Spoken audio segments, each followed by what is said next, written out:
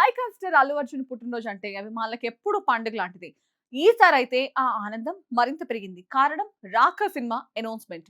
Bunny birthday సందర్భంగా విడుదల చేసిన ఫస్ట్ లుక్ పోస్టర్ సోషల్ మీడియాలో భారీ చర్చకు దారితీసింది. ఇక ఈ సినిమాకు దర్శకుడు అట్లీ ఇప్పటికే పాన్ ఇండియా స్థాయిలో ఈ ప్రాజెక్ట్ పై పెద్ద అంచనాలున్నాయి. ఇక ఈ పోస్టర్ పై బాలీవుడ్ స్టార్ షారుఖ్ ఖాన్ స్పందించడం మరింత హైప్ తీసుకొచ్చింది.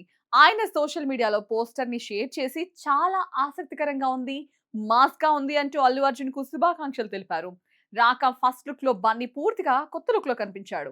గుండుతల, నెరిసిన గడ్డం, కళ్ళకు కాటుకతో చాలా భిన్నంగా కనిపించాడు. ముఖాన్ని తోడేల ఆకారంలోని చేతితో కప్పుకున్నట్లుగా ఉన్న డిజైన్ అభిమానులను ఆకట్టుకుంది.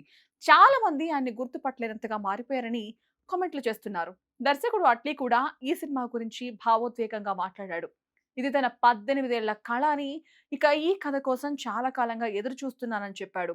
ఈ సినిమా తనకు చాలా ప్రత్యేకమని తెలిపాడు. ఇక ఈ చిత్రాన్ని సన్ పిక్చర్స్ భారీ బడ్జెట్ తో నిర్మిస్తోంది. హీరోయిన్ గా దీపికా పదుకునే నటిస్తున్నట్లు సమాచారం. అల్లు అర్జున్ అట్లీ కాంబినేషన్ కావడంతో దేశవ్యాప్తంగా కూడా ఆసక్తి పెరిగింది. మొత్తంగా రాక ఫస్ట్ లుక్ తోనే పెద్ద హైప్ క్రియేట్ అయింది.